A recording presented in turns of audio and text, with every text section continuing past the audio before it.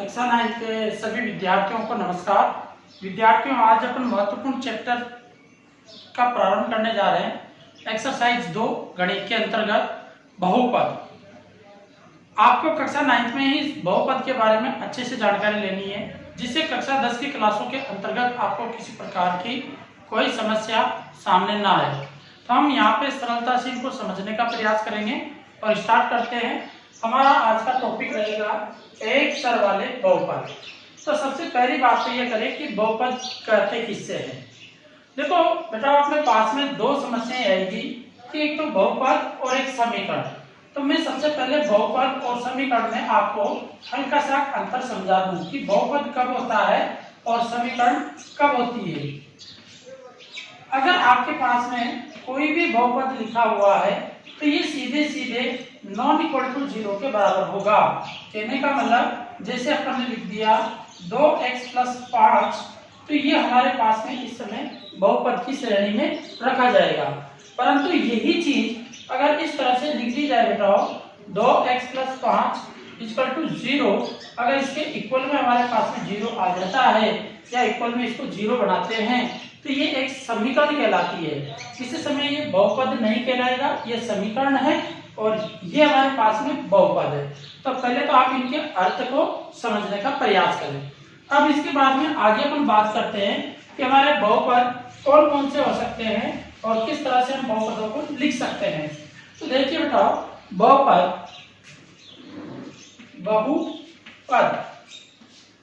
आपके पास में चर पर निर्भर करेंगे। चर, अब देखो ये चर के आधार पर एक चर वाला बहुपद भी होता है, द्विचर वाला बहुपद भी होता है, त्रिचर वाला बहुपद भी होता है और चार चर, ऐसे n चर के बहुपदों के रूप में अपन लिख सकते हैं। चर का मतलब क्या होता है कि अंग्रेजी वर्णमाला के प्रतीक चिन्ह आपको दे दिए जाएं तो ये चर कहलाते हैं। x, t, y, z, p, q, इस तरह के जो पद लिख दिए जाए अगर किसी गुणांक के साथ में तो वह पद हमारे पास में चर कहलाता है। जैसे 2x, अर्थात ये 2 गुणांक है x का, तो x यहाँ पे क्या है, चर है, तो हम इसे चर पद कहते हैं और चर पद का गुणांक कितना हुआ, 2 हुआ। तो इस तरह से हम इसको कह सकते हैं। यदि एक ही चर में अगर कोई समीकरण आपको दी जाए जैसे 2x + 3, तो हम इसको कहेंगे एक चर वाला बहुपद। एक चर का कौन सा ये बहुपद है, एक चर का बहुपद, इसको ये कह देंगे। अगर इनमें घात भी बोले तो एक चर वाला एक घात ये बहुपद कहलाता है। इसी प्रकार से 2x² + 3x + 0 या कुछ भी 2 दे दिया जाए तो ये हमारे पास में एक चर वाला बहुपद होगा, वाला बहुपद। या इसे हम ये भी कह देते हैं कि एक चर में अधिकतम घात कितनी है, 2 घात, तो हम कहेंगे एक चर वाला बहुपद या एक चर 2 घात वाला बहुपद के नाम से भी इसे जाना जाता है। अगर हमारे पास में कोई संख्या लिखी है 2, तो ये 2 हमारे पास में शून्य चर वाला बहुपद है, तो इसको शून्यतर भी बहुपद कहते हैं, शून्यतर बहुपद। तो शून्यतर बहुपद के नाम से भी इसको जान सकते हैं। किसी भी पद की अगर अपने को घात निकालनी है या उसका गुणांक निकालना है तो चर के ऊपर जो लगा रहेगा वो तो घात कहलाएगी और इसके आगे जो भी संख्या लिखी जाएगी वह संख्या इसका गुणांक कहलाती है। तो ये 2-3 चीजें छोटी छोटी आप याद रखना जिससे आसानी से आपको सवाल कर सको। अब मैं आपको एक्सरसाइज की तरफ लेके चलता हूँ 2.1। पहले अपन 2.1 की चर्चा करते हैं, उसके भी पहले सवाल की मैं चर्चा कर रहा हूँ। तो देखिए भाई, पहला सवाल आपको क्या दिया है। अब देखिए बताओ, आपका पहला क्वेश्चन दिया गया है कि निम्नलिखित व्यंजकों में कौन कौन एक चर में बहुपद है और कौन कौन नहीं है, कारण के साथ अपने उत्तर दीजिए। तो अपने को कुल मिलाकर क्वेश्चन के आधार पर एक चर वाला बहुपद ढूंढना है। तो देखिए बेटा, पहली समीकरण को देखेंगे, इसमें भी चर के रूप में x है, इसमें भी x है, इसका मतलब दोनों चर समान ही है, तो ये हमारे पास में एक चर वाला बहुपद कहलाएगा। एक चर बहुपद या अपन इसको क्या कर देंगे क्वेश्चन के अनुसार, एक चर में बहुपद, एक चर में बहुपद है। ठीक है ना। इसी प्रकार से दूसरा देखिए बेटा, ये भी हमारे पास में y है, तो एक ही पद में है ना, y के अलावा और तो कुछ नहीं है, तो ये भी हमारे पास में एक चर में बहुपद हो जाएगा, एक चर में बहुपद है।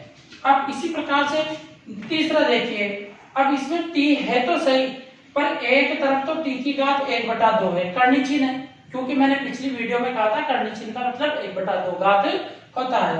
तो t की घात तो यहाँ आधी है और t की घात यहाँ पूरी है, तो पूर्ण रूप से t की घात में भी नहीं है ये, तो हम यहाँ पे कहेंगे यह बहुपद नहीं है, यह बहुपद नहीं है, क्योंकि घात पूर्ण नहीं है। घात क्या नहीं है? पूर्ण नहीं है, अर्थात पूरी घात नहीं है। यहाँ पे इस t का क्या घात बन रही है? आधी घात बन रही है। अंडर रूट का मतलब t की पावर 1/2। इसी प्रकार से बताओ, यहाँ पर भी देखोगी तो y कहाँ जाएगी? ऊपर जाएगी ना, तो माइनस की बन जाती है, क्योंकि हमने कल सीखा था कि अगर 1/y हो तो इसे हम y की पावर माइनस में लिख सकते हैं। तो ये कहाँ गए अपने पास में? ऊपर माइनस में, तो भी ये पूर्ण संख्या के रूप में नहीं आती है, तो हम यहाँ पर भी इसका आंसर यही दे देंगे कि ये बहुपद नहीं है, क्योंकि पूर्णघात नहीं है। अब यहाँ पे देखिए x, y और t तीनों पद अलग अलग है, x भी है, y भी है और t भी है, तो हम इसे कहेंगे तीन चर का बहुपद, तीन चर में बहुपद कर देंगे इसको। तो कितने चर का बहुपद हुआ है? तीन चर का। तो इस प्रकार से आपका पहला क्वेश्चन कंप्लीट होता है। ठीक है, अब क्वेश्चन नंबर 2 की अपन चर्चा करते हैं। अब देखिए बेटा, क्वेश्चन नंबर 2 में आपसे क्या कहा गया है कि निम्नलिखित में से प्रत्येक में x² का गुणांक लिखिए, अर्थात x² का आपको गुणांक लिखना है। तो मैंने ये चारों सवाल लिख दिए हैं, अब आप x² का गुणांक बताना है, x² का गुणांक। तो अपने को देखिए बेटाओ, x² का गुणांक देखेंगे तो x² तो यही है ना, इसकी घात लगी हुई है 2, तो अब इसका गुणांक आप यहाँ पे देखो, कुछ नजर आ रहा है आपको? कुछ भी नजर नहीं आ रहा। तो इसका मतलब जब गुणांक हमारे पास में कुछ नजर नहीं आता है तब हम उसका 1 लिखते हैं। कितना लिखते हैं? 1। और किस चिन्ह में है? प्लस में, तो प्लस का 1 इसका गुणांक होगा। अब बेटा यहाँ पे देखिए, यहाँ पे आपको कुछ नजर आ रहा है? यहाँ पे कुछ नजर नहीं आ रहा, तो x² का गुणांक तो 1 ही होगा, पर चिन्ह किसका होगा वो आपको सवाल पे देख के देखना है। तो सवाल में माइनस चिन्ह है, इसलिए माइनस का 1 होगा। अब यहाँ पे देखते हैं तो x² का गुणांक क्वेश्चन नंबर 3 में, दूसरे के में, तो x² का गुणांक बेटा यहाँ पे कितना हुआ? देखो x² के साथ में क्या नजर आ रहा है? π/2, तो हम यहाँ पे कह देंगे π/2 इसका गुणांक होगा। अब इसमें देखिए, अब इसमें x² का गुणांक ढूंढना है, तो x² का गुणांक। अब समस्या ये हो गई कि हमारे पास में x² किसमें कहीं दिख ही नहीं रहा, दिख रहा है कि x² नहीं दिख रहा ना। जब आपको x² की घात दिखाई नहीं दे, उस कंडीशन में गुणांक 0 होता है। क्या होता है बेटा? गुणांक 0 होता है। तो आई बात समझ में? क्योंकि इसमें x² दिख नहीं रहा था, इसलिए गुणांक 0 हुआ। इसमें x² तो दिख रहा था, परंतु गुणांक के रूप में कोई संख्या नहीं दिख रही थी, इसलिए हमने 1 लिखा। तो ये बात आपको शायद समझ में आ गई होगी बेटा। ठीक है, अब हम क्वेश्चन नंबर 3 की तरफ बढ़ते हैं। देखो बेटा, क्वेश्चन नंबर 3 में आपसे कहा है कि 35 घात, एक तो है आपके पास में 35 घात और एक का है 35 घात के द्विपद, अर्थात द्विपद 2 पदों में होना चाहिए, द्विपद का, और 100 घात का एक पदीय, और 100 घात का एक पदीय, 100 घात का एक पदीय, एक पदीय, एक पदीय। ठीक है, अपने को उदाहरण देने हैं, तो बहुत ही सिंपल सी बात है, द्विपदों में इसका देना है तो कोई दिक्कत नहीं, आप कुछ भी लिख दो। 2x की घात 35 प्लस 5x लिख दो, ये लो हो गया। दो पदों में एक और दो पद हो गए, घात कितनी हो गई 35 हो गई, ठीक है ना। इसी प्रकार से आप इसका लिखना चाहते हो और एक पद में, एक ही पद में लिखना है तो डायरेक्ट लिख दो, कुछ भी लिख दो तुम्हारी मर्जी पड़े जो 2x के घात 100, ये लो एक पद का हो गया अपने पास में। तो इस तरह से हम बहुपद लिख देंगे, प्लस 2 लगा दो इधर, क्या दिक्कत है क्योंकि इसके साथ में कोई गुणांक नहीं लिखा है। यहाँ पे आप अन्य उदाहरण भी दे सकते हो खूब सारे, 2x की घात 100 माइनस 3 लिख सकते हो, यहाँ चाहो तो 5x की घात 100 प्लस के 6 लिख सकते हो, कुछ भी लिख सकते हो अपने हिसाब से, अलग अलग खूब सारे उदाहरण दिए जा सकते हैं इनके। यहाँ पर भी 2 की जगह 7 लिखो, 6 लिखो, तुम्हारी मर्जी पड़े जो लिखो, कोई सी भी संख्या लिखो, पर ध्यान ये रहे घात कितनी होनी चाहिए 35 होनी चाहिए, और पद कितने होने चाहिए 2 पद होने चाहिए। इसमें घात 100 होनी चाहिए, पद कितना होना चाहिए था 1 होना चाहिए था, और बाकी तुम्हारी मर्जी पड़े जो लिख के चले जाइए, आपको आसानी से इसका आंसर मिल जाएगा, ठीक है बेटा। अब क्वेश्चन नंबर 4 की तरफ अपन बढ़ते हैं। देखिए बेटा, अब क्वेश्चन नंबर 4 की अपन चर्चा करते हैं, और क्वेश्चन नंबर 4 में आपसे कहा गया है कि निम्नलिखित बहुपदों में से प्रत्येक बहुपद की घात लिखिए। आपको मैंने ये कुछ बहुपद लिख रखे हैं, इनकी अपने को घात लिखनी है। अब बताओ इस बहुपद की मैक्सिमम घात कितनी दिखाई दे रही है आपको, x की अधिकतम घात, तो ये x की 1 घात है, ये 2 घात है, ये 3 घात है, तो x की अधिकतम घात कितनी दिखाई दी इसमें 3, तो हम कहेंगे 3 घात, 3 घात पहले का आंसर हो जाएगा। दूसरे का देखो इसमें y की घात अधिकतम कितनी है 2, तो हमारा आंसर होगा 2 घात, ठीक है ना, द्विघात या 2 घात आप कह सकते हो। इसमें बताओ t की घात कितनी है, 1 ही है तो 1 घात, ठीक है। और इसमें बताओ कितनी घात दिख रही है, कुछ भी नहीं दिख रही है अपने को, तो 0 घात, क्या कह देंगे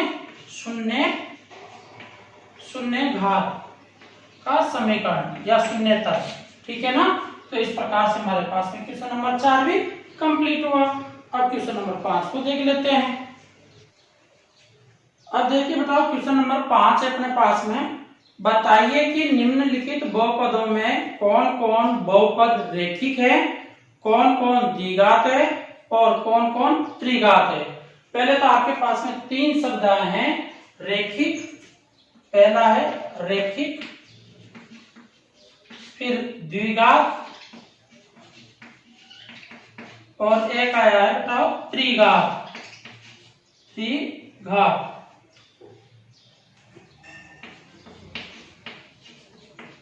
पहले आप इनका अर्थ समझिएगा। रेखिक का मतलब तो होता है एक घात का समीकरण या एक घात का बहुपद, द्विघात का मतलब 2 घात का, ठीक है ना, और त्रिघात का मतलब 3 घात का, 3 घात का बहुपद होना चाहिए। तो अब चेक करते हैं इनमें कौन कौन है। तो सबसे पहले इसकी बात करें कि इसमें x की घात कितनी है मैक्सिमम 2 है, तो इसे हम कहेंगे द्विघात का बहुपद। क्या कहेंगे बताओ, द्विघात का बहुपद, का बहुपद कहेंगे, ठीक है ना।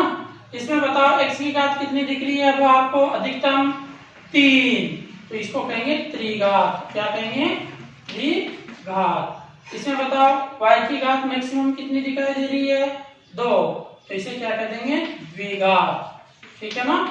और इसमें बताओ x की घात कितनी दिखाई दे रही है 1, तो इसे कहेंगे सरल रेखीय या एक घात का या रेखिक, ठीक है ना। तो रेखिक, रेखिक बहुपद।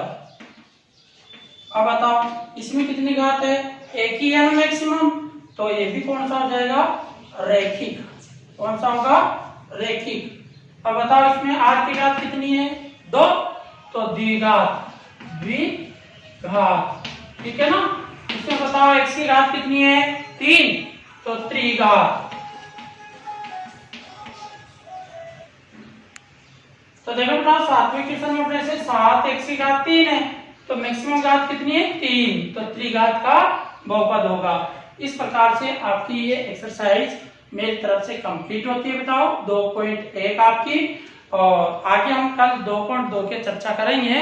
तब तक आप हमारे चैनल पे बने रहिए और इन वीडियो को आप अधिक से अधिक देखिए और अपने अन्य दोस्तों तक शेयर करना ना भूलें और नए दोस्त चैनल को सब्सक्राइब करना ना भूलें। सभी दोस्तों को धन्यवाद।